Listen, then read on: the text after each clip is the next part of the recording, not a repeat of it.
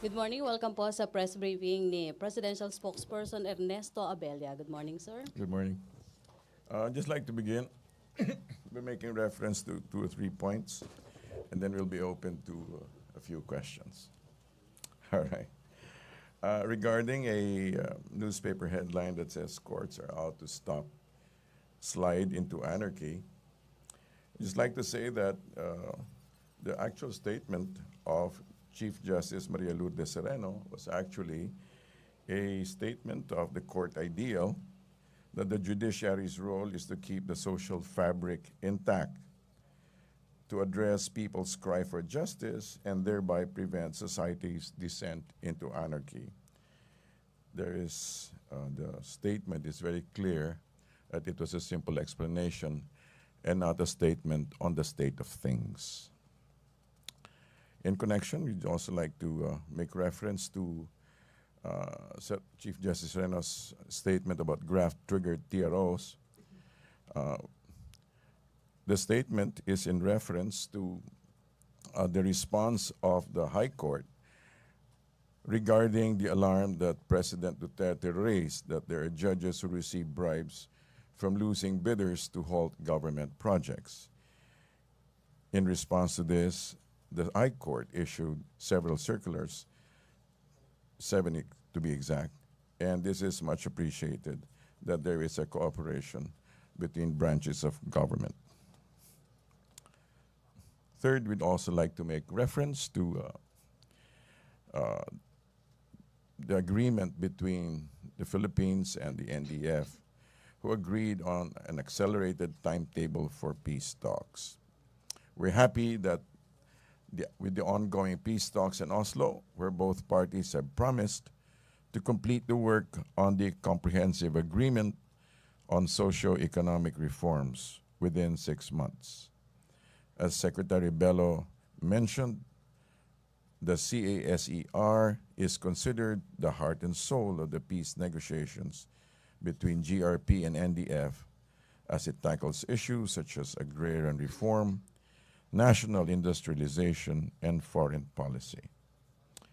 That's all for now. We're open to questions. Okay, first question will come from Dexter Ganibe, DCMM. Ersek, magandang umaga po. Magandang umaga. Nakarating na po sa inyong tanggapan yung naging komento ng US State Department, yung Okay. yung kanilang All right. And yung deputy tanong nyo? spokesman. Ano po ang comment or statement ng palasyo at medyo naging malabnaw na sila doon sa pagbatikos? Right. We just like to say that we're open to the opinions and positions of certain governments, but we'd like to just say we'd also like to reiterate that the relationship between the U.S. and the Philippines remains basically solid, and we do have a good relationship. Follow-up question, sir. Yes, po. Nabanggit na rin ng Pangulo na mukhang nakikiusap ng US na maglagay na tayo ng ambassador sa US or something like that. Meron na po ba? As soon as possible, sabi. We're working on it for the plain and simple reason that I think Mr. Chidoro is wala pa. No? So as of now, there is none. There is none, but we're working on it. May follow-up question? Maricela Lili, TV5. Sir, aside kay former Secretary Gilbert Chodoro, meron na bang inaay si Presidente na possible na pumalit kay Secretary Lorenzana sa Defense kung ma-appoint na siya as ambassador? Wala pa siyang binabanggit na pangalan. Pero I believe he has a short list. How many, sir? Hindi ko po alam yan. Sir, short list for the DND. For both. Okay. For both. No more question? Follow-up? Other topic? Joseph Morong? GMA 7. Sir, just a clarification or more details on the Matrix. All right. It does outline the personalities involved, but how did the president come up with it? And can you elaborate on the operation, if it is about the drug operation inside the Bilibid? Basically, I'd like to refer to the first part of your question, which is that actually whatever he comes out with is based on collected intelligence. It's a collaborative intelligence, and so he so he has certain basis for which we are not privy to. Thank you. Sir, oh, okay. Pero sir, if it's going to, he did say it's about the drug operation, but the Matrix did not illustrate the operation, meaning who takes what. Okay. Who Can we takes have what? more Well, details on let's it? just take a cue na lang from what the DOJ said, that the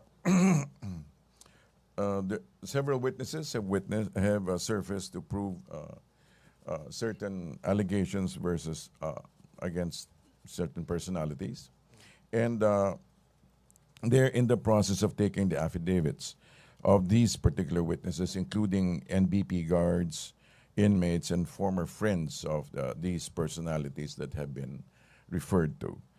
And if and when they have been finally verified, the charges may have to deal with graft and drug-related graft once information is actually verified. No more? Laila Laveria? Sir, clarification. So the information released by the president hasn't been verified.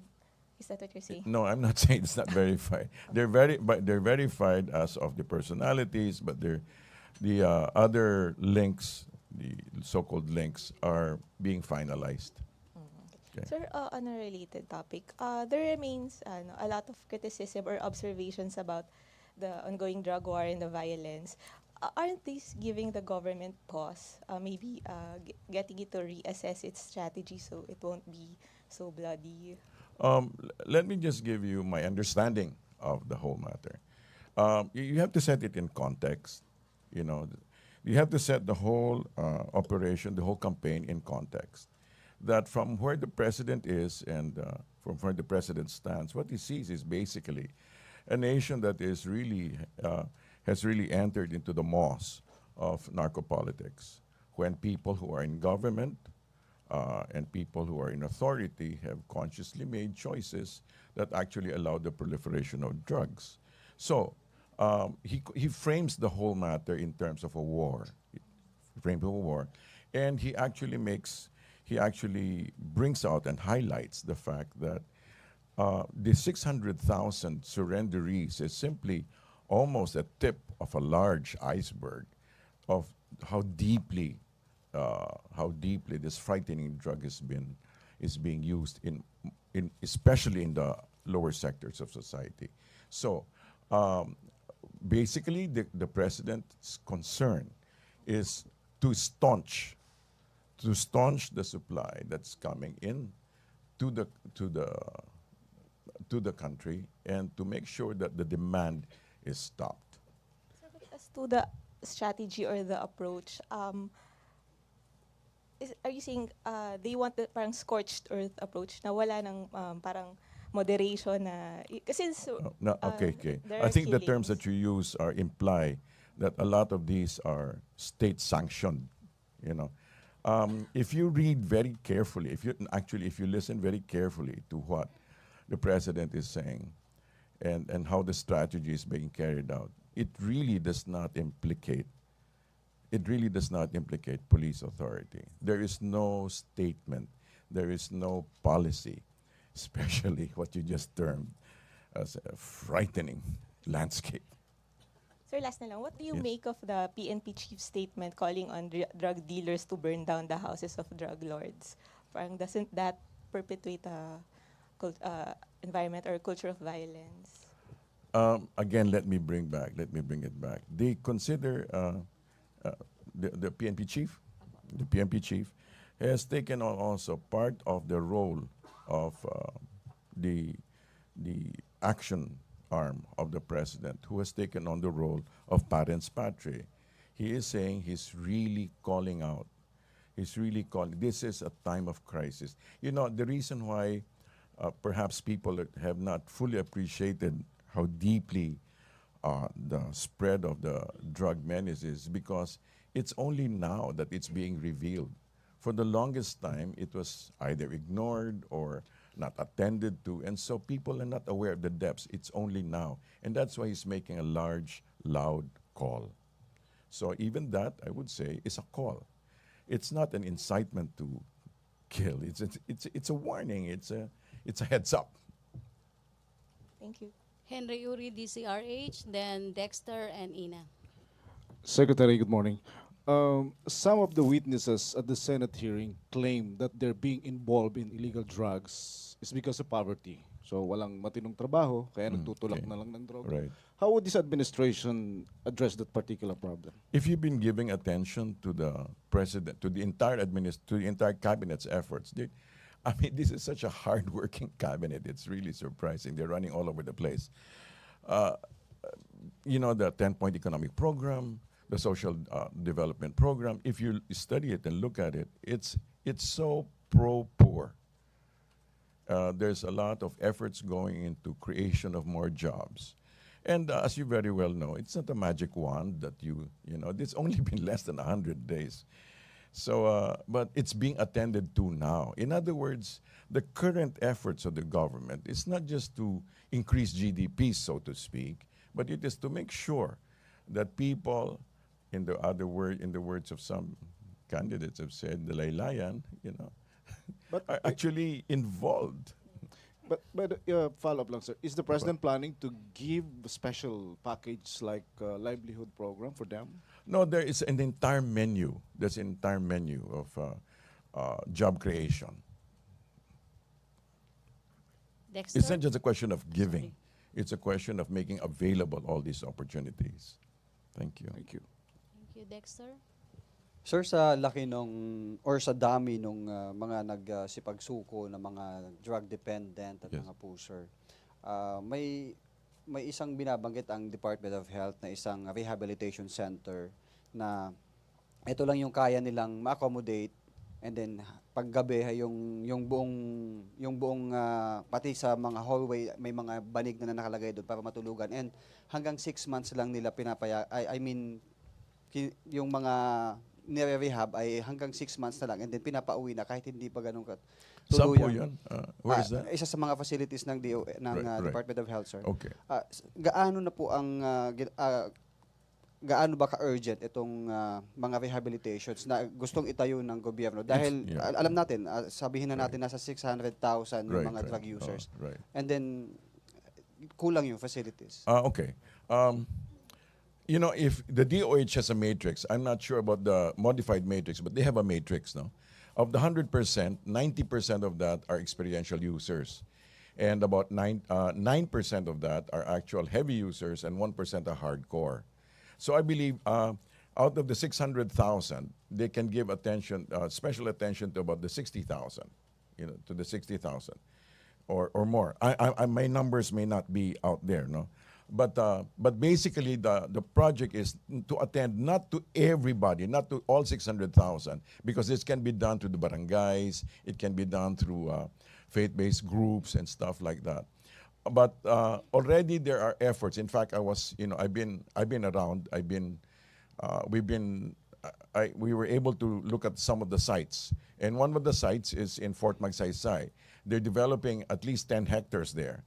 10 hectares, as far as I know, I'm not sure if it's the exact state of the matter, but there we actually looked at a 10-hectare plan for housing, and also, you know, alongside that was a sustainable farming and sustainable green programs, so that when the clients come out, they will have been better. You know, they will not only be detox, but they would also have learned some skills and know some sustainable things. In other words, the government is very, very aware and is very concerned that it's not just that drugs are not just a national security issue, but also a public health issue.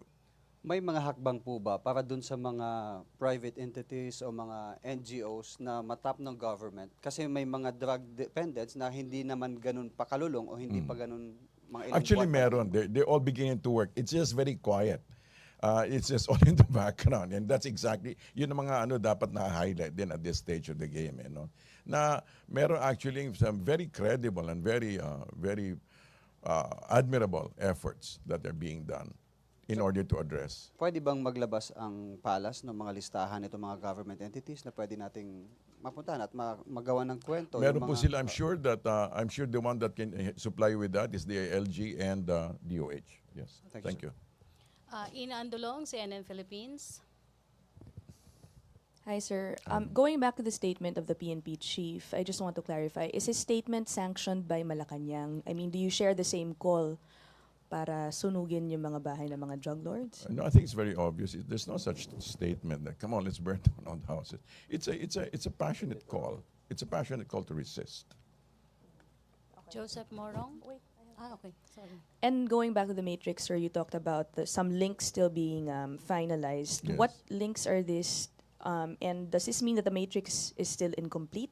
No, the matrix, as far as the details are not. The matrix is per se is complete, as presented by the president.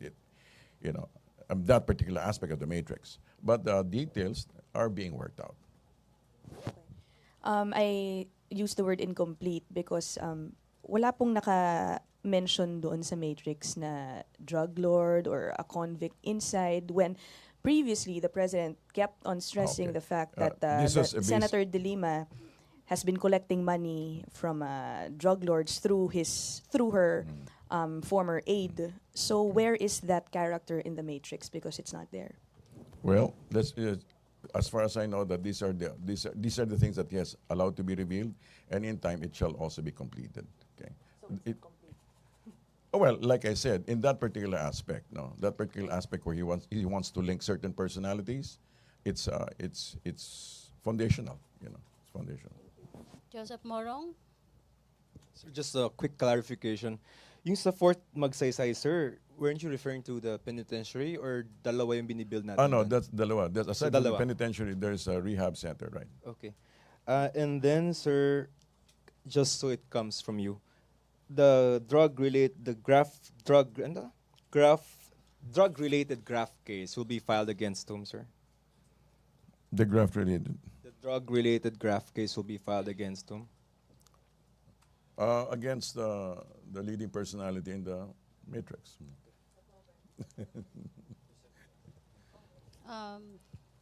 Si Tina muna. Tina Mendez, please.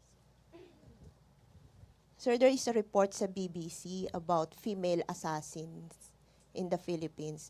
Here in Manila, they are hired for 20,000 per hit. Okay. Of yung they kill yung mga identified drug personalities. I see. Any comment? None.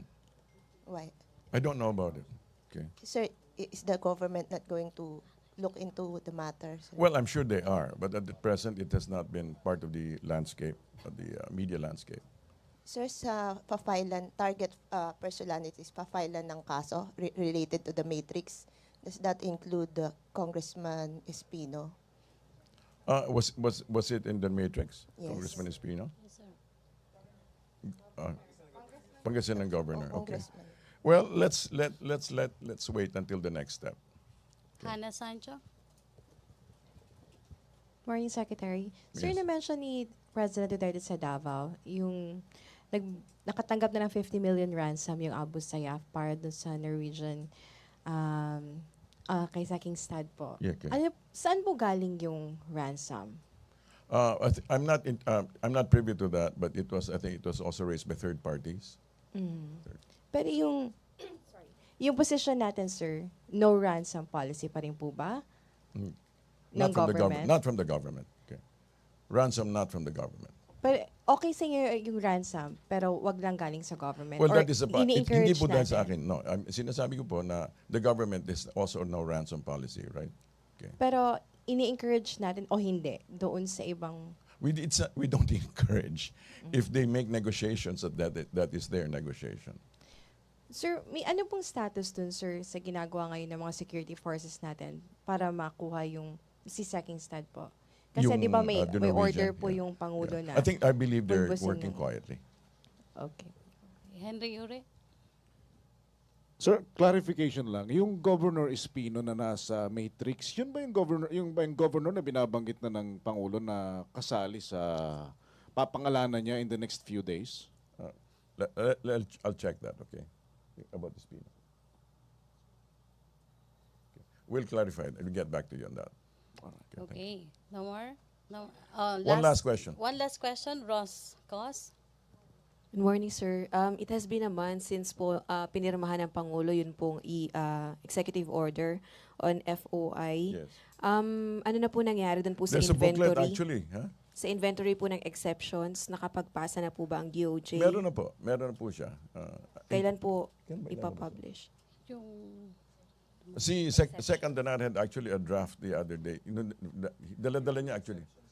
Including the exceptions. Let's check. papalabas daw. Ipapalabas. Okay. As soon as he's, but there is actually, but that's actually a draft version. Yung binigay niya. I believe it's complete. I believe it's complete, huh? I believe it's complete. Okay, thank you. Sir, last Thank lang you. daw.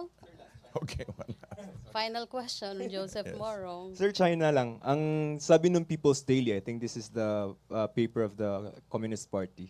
Ang sabi is that there's no chance for any talks to proceed if we do not abandon yung arbitration ruling. All right. And we have limited cards to play, they say. All right. You're talking PPD, right? Yes. Yun yung kanilang local paper, Yes, right? sir. That's local paper. Mas may siguro intindihin natin na meron silang pananalita sa labas at meron silang pananalita sa loob. Yung pong binanggit nyo, para sa kanila po yun. Marami pong salamat. Okay, thank Good you morning. Malacanang Press Corps. Thank you Presidential Spokesperson Ernesto Abella. Back to our main studio sa Radyo ng Bayan at PTV.